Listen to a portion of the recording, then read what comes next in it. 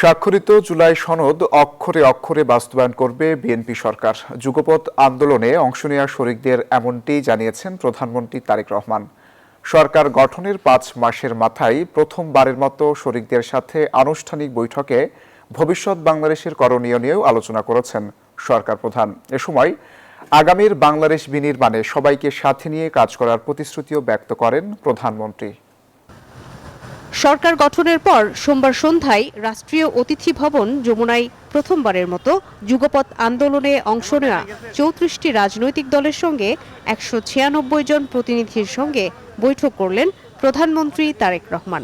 বৈঠকে সরকারের সাম্প্রতিক কার্যক্রম, ভবিষ্যৎ রাজনৈতিক কৌশল সহ শরিক দলগুলোর প্রত্যাশা ও পরামর্শ গুরুত্ব পায়।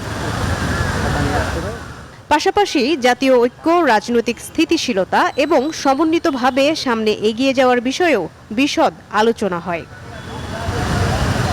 পরে বিএনপি মহাসচিব ও স্থানীয় সরকার মন্ত্রী মির্জা ফখরুল ইসলাম আলমগীর গণমাধ্যমকে বলেন, নির্বাচনী প্রতিশ্রুতি অনুযায়ী ৩১ দফা ও স্বাক্ষরিত জুলাই সনদ অক্ষরে অক্ষরে বাস্তবায়ন করবে সরকার।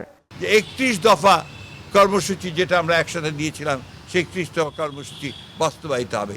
এবং তিনি এটাও বলেছেন, আবারও জোর দিয়েই বলেছেন যে জুলাই সনদ যেটা আমরা সমস্ত রাজনৈতিক দলগুলো স্বাক্ষর করেছি, সেই জুলাই সনদ যারা, আমি আবার রিপিট করছি, যেগুলো আমরা স্বাক্ষর করেছি সেটার অক্ষরে অক্ষরে পালন করা হবে।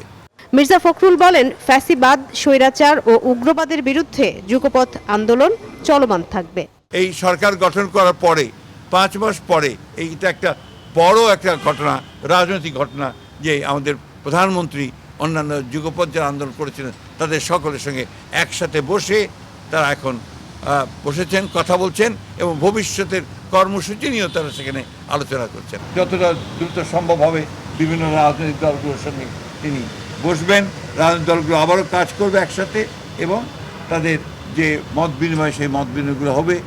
এক প্রশ্নের জবাবে বিএনপির মহাসচিব বলেন, স্থানীয় সরকার নির্বাচন দলীয় প্রতীকে হওয়ার সুযোগ নেই। সরকারকে গুছিয়ে। মারুফা রহমান, নিউজ 24, ঢাকা।